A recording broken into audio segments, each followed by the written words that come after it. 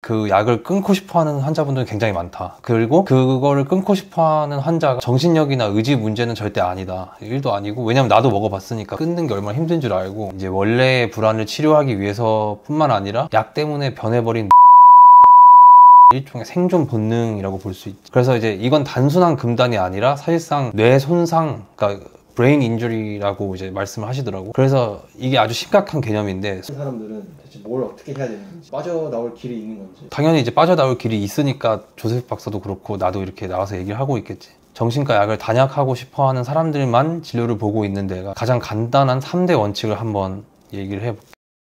오늘은 내가 개인적으로 궁금한 건데, 이 정신과 약, 특히 불안 쪽 약을 많이 찾아보니까 벤조디아제핀 계열 약물이 많더라고. 그래서 나도 자낙스나 아티반, 리거트르 이런 약들이 다 벤조디아제핀 계열로 알고 있는데, 내가 이거 좀 찾아보다가 그 미국의 우연히 정신과 전문의 조세프라는 의사분을 인터뷰를 봤는데 좀 놀랬거든. 인터뷰. 그분 말로는 이 벤조디아제핀 약들이 한 번 시작하면 끊기가 엄청 어렵다고 하던데 왜 그런 건지. 뭐 일단은 닥터 조세프 그분은 나도 이렇게 여러 번 그분이 이제 하시는 말씀 같은 걸 좀 봤는데, 정신과 전문인데도 정신과 약물에 대해서 비판적으로 많이 말씀하시더라고. 그리고 아까 말했던 것처럼 벤조디아제핀 계열 약물에 대해서 이렇게 물어봤는데, 일단 대표적으로 자낙스가 있고, 자낙스 같은 경우는 나도 이제 복용했던 경험이 있고, 작년에 넷플릭스의 그 자낙스의 경고라는 다큐멘터리를 내가 리뷰한 적도 있고, 그래서 벤조디아제핀 계열 약물들이 상당히 많이 사용이 되고 있는데 부작용도 많은 것이 사실이고, 그래서 궁금한 점이 많을 거라 생각해요. 그래서 어쨌든 닥터 조세프의 말도 빌려보고 내 개인적 경험도 해보고 여러 다른 논문이나 다큐멘터리 같은 걸 찾아봐서 종합적으로 얘기를 했을 때, 먼저 말하고 싶은 거는 그 약을 끊고 싶어하는 환자분들은 굉장히 많다. 그리고 그거를 끊고 싶어하는 환자가 정신력이나 의지 문제는 절대 아니다. 1도 아니고, 왜냐면 나도 먹어봤으니까 끊는 게 얼마나 힘든 줄 알고. 그리고 벤조디아제핀을 끊기 어려운 이유는 이제 이 약이 우리 뇌에 그 운영체제를 완전히 이제 해킹을 해서 강력한 그런 신경생물학적 함정을 이제 만들기 때문이라고 볼 수 있어. 그 확정 얘기하기 전에 다른 댓글들을 보니 반대로 이 벤조디아제핀 계열로 많은 도움을 받았던 분들 계시더라고. 그리고 이 약들을 처방해주는 의사분들도 많고, 원장님은 이 약이 무조건 나쁜 약이라고 생각하는 건지. 그 진짜 중요한 질문인데, 나도 항상 이런 질문을 받으면 되게 조심스럽거든. 결론부터 말하자면 절대 그렇게 생각하지 않고, 그러니까 이걸 오해하면 안 돼. 내가 조금 비판적인 말을 하고 단약에 대해서 얘기를 한다고 해서 무조건 그 약이 절대 먹으면 안 되는 약이다 이렇게 말하는 건 절대 아니에요. 왜냐면 벤조디아제핀 계열 약 같은 경우는 급성 공황 발작이나 뭐 죽을 것 같은 불면증이나 뭐 경련 같은 응급 상황에서 사람을 살릴 수 있는 그런 명약인 것은 사실이야. 그건 사실이기 때문에 그 약 덕분에 최악의 위기를 넘기고 다시 일어선 사람들이 정말 많고, 근데 이제 내가 오늘 하려는 얘기는 이 약이 이제 단기 응급약이 아니라 장기 유지약으로 쓰여졌을 때, 몇 년 이상 이렇게 환자들이 복용을 했을 때 일부 환자들에게 나타나는 위험성에 대한 이야기를 좀 하려고 하거든. 그래서 이제 약 때문에 오히려 더 삶이 힘들어지는 경우, 이제 그런 특정 그룹의 사람들을 위한 정보니까 제발 이제 오해 없이 들어줬으면 좋겠어. 그래서 계속 얘기를 이어가자면, 신경생물학적 함정이라고 했는데 말이 좀 무서운데 쉽게 설명해 줄 필요가 있다고 생각하거든. 그래서 그치.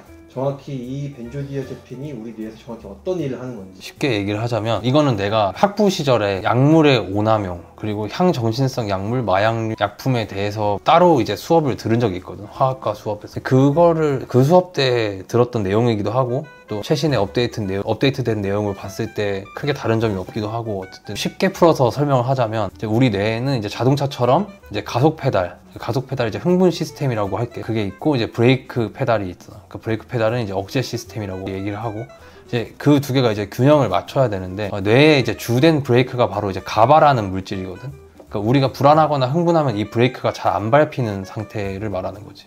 아, 그럼 이 벤조디아제핀이 그 브레이크를 대신 밟아주는 거구나. 대신 밟아준다기보다는 조금 더 복잡한 내용이 있고, 대신 밟는다기보다는 이제 원래 있던 브레이크 페달을 좀 크고 민감하게 튜닝을 해준다고 해야 될까? 약간 그런 느낌? 그래서 이제 약이 뇌의 가바 수용체에 딱 달라붙으면 아주 살짝만 브레이크를 밟아도 차가 이제 딱 서버리는 것처럼 뇌의 억제 기능이 이제 비정상적으로 강력해진다고 봐요. 이제 그래서 불안이 사라지고 근육이 이완되고 잠이 오고, 어떻게 보면 이건 빌려온 안정이라고 볼 수 있지. 그러니까 여기서 문제는 뇌가 이 빌려온 안정에 취해서 스스로 안정을 만드는 법을 잊어버리게 되는 경우가 많아. 그렇게 이 브레이크가 강력해졌는데 대체 왜 문제가 생기는 건지. 그냥 그렇게 강한 브레이크를 쭉 달고 살면 좋은 거 아니야? 우리 뇌가 그러니까 우리 모든 신체가 그런데 정상으로 돌아가려고 하는 그런 관성이 있잖아. 특히 뇌는 더 민감한데 뇌가 바보가 아니기 때문에 계속해서 누가 브레이크를 미친 듯이 밟아야 되니까 뇌는 이제 이러다가 아무것도 못한다, 나도 뭘 해봐야겠다 하면서 실사적으로 또 반격을 시도하게 되거든.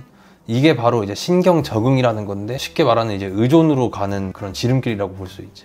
그럼 뇌가 변한다는 게 그냥 비유가 아니라 실제 이 수용체 숫자가 줄어드는 물리적인 변화라는 말이냐? 그치, 이제 명백한 물리적인 변화라고 볼 수 있는데, 이거는 이제 뇌 하드웨어가 바뀌는 거고, 뇌는 너무 이제 민감해진 브레이크 패드, 그러니까 아까 말했던 가바 수용체, 그것을 이제 아예 달아 없어지게 만들거나 그 수를 줄여버리게 돼. 그리고 동시에 이 악화된 브레이크에 맞서기 위해서 그 흥분 시스템, 가속 페달을 엔진 튜닝하듯이 어마어마하게 강화를 시키게 되죠. 그래서 이건 더 이상 의지력으로 해결할 수 없는 문제가 되게 되거든. 고장난 브레이크를 정신력으로 고칠 수 없는 것과 같다. 그럼 우리 뇌는 이 약이 있는 상태에서만 겨우 균형을 맞추는, 지금 완전히 다른 뇌가 되어버린 거예요. 그치, 정확하게 그렇게 봐야지. 이제 뇌는 이제 약 없이는 기능할 수 없는 상태, 즉 신체적 의존 상태가 되어버린 거야. 그래서 이때부터 환자가 약을 계속 찾는 이유는 이제 원래의 불안을 치료하기 위해서뿐만 아니라 약 때문에 변해버린 내 뇌의 폭주를 막기 위한 일종의 생존 본능이라고 볼 수 있지. 그럼 그 상태에서 약을 끊으면 실제 폭주가 일어난다고 했는데,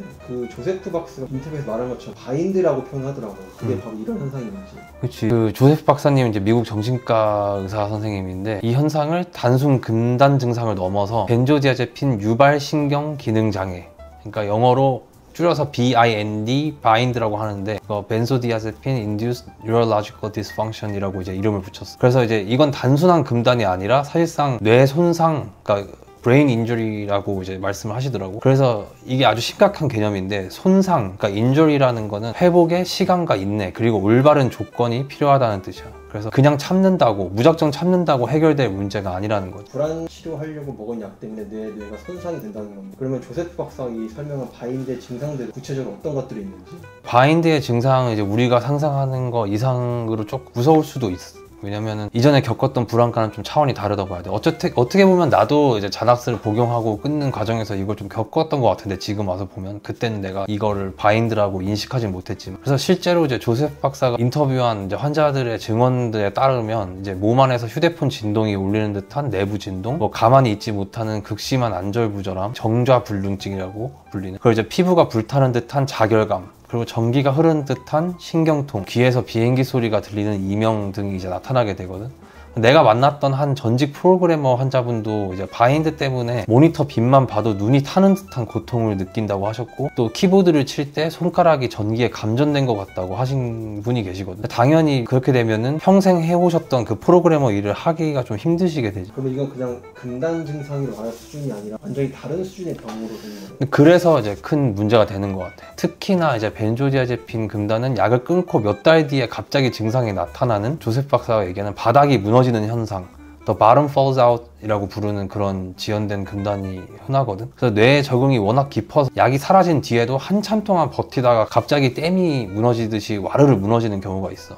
그러니까 그러니 의사들은 이걸 또 금단 증상이라고 생각 못하고 섬유금융통, 다발성 경화증, 파킨슨병 같은 다른 병으로 오진하는 경우가 간혹 생기기도 해. 내 환자분들도 간혹 이런 걸 여쭤보시는 분들이 있는데, 이제 몇 개월 지났는데 이미 그 약물 다 빠진 거 아닌가요? 왜 아직도 이런 약 때문에 이런 증상이 일어나는 거 좀 이상한 거 아닌가요? 물어보는데, 그러니까 이런 현상을 좀 알고 있으면 좋을 것 같아. 그러면 지금 함정에 빠진 사람들은 대체 뭘 어떻게 해야 되는 건지, 빠져나올 길이 있는 건지? 당연히 이제 빠져나올 길이 있으니까 조세프 박사도 그렇고 나도 이렇게 나와서 얘기를 하고 있겠지. 정신과 약을 단약하고 싶어하는 사람들만 진료를 보고 있는 데가 가장 간단한 3대 원칙을 한번 얘기를 해볼게요. 첫 번째는 가장 중요한 원칙인데, 이제 절대 혼자 갑자기 끊으면 안 된다는 거. 뇌가 폭주해서 발작을 하고 뭐 이런 목숨이 위험한 상황까지 갈 수가 있단 말이야.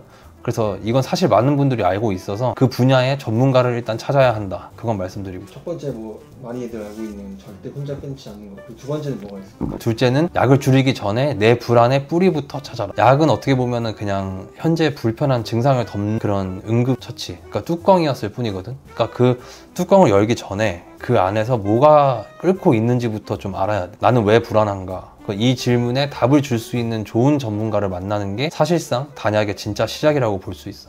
그러니까 증상만 누르는 치료가 아니라 원인을 뽑아내는 치료를 해야 한다는 거죠. 마지막 세 번째는? 세 번째는 그 뿌리 치료와 뇌를 위한 재활 치료로서 초저속 테이퍼링을 시작해야 된다. 그러니까 조세프 박사가 말한 것처럼 한 달에 이전 복용량의 5%에서 10%씩 이건 뇌한 이제 목발 없이 다시 걷는 연습을 할 거다. 아주 천천히 할 테니 놀라지 마라 하고 이제 일종의 신호를 준다고 생각하면 돼.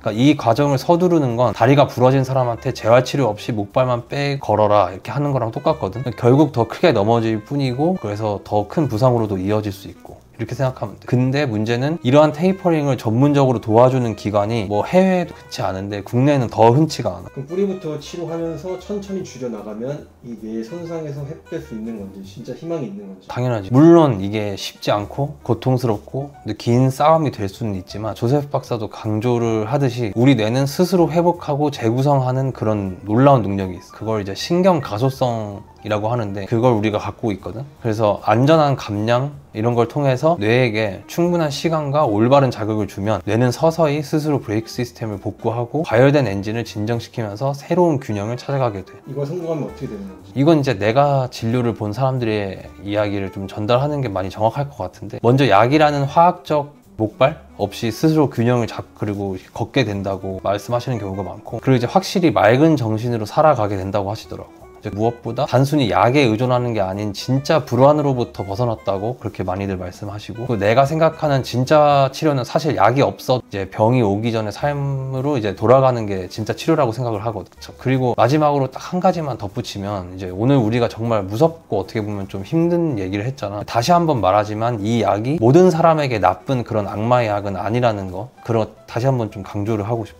그런 오해가 없어야 될 필요가 있긴 하다. 일단 분명히 내가 말했듯이 끔찍한 공황 발작이나 위기 상황에서 단기간 응급약으로서 사용하는 벤조디아제핀은 누군가의 인생을 구하는 명약이 될 수 있다. 근데 오늘 내가 한 얘기는 그 단기적 사용의 선을 넘어서 단기 복용의 덫에 빠져 원래의 병보다 더 큰 고통을 겪고 있는 분들을 위한 얘기였어. 그러니까 혹시 이 약을 복용 중이라고 해서 너무 겁먹지는 마시되 오늘 우리가 나눈 이야기를 바탕으로 자신의 상태를 정확히 알고 전문가와 함께 가장 현명한 길을 찾길 바랍니다.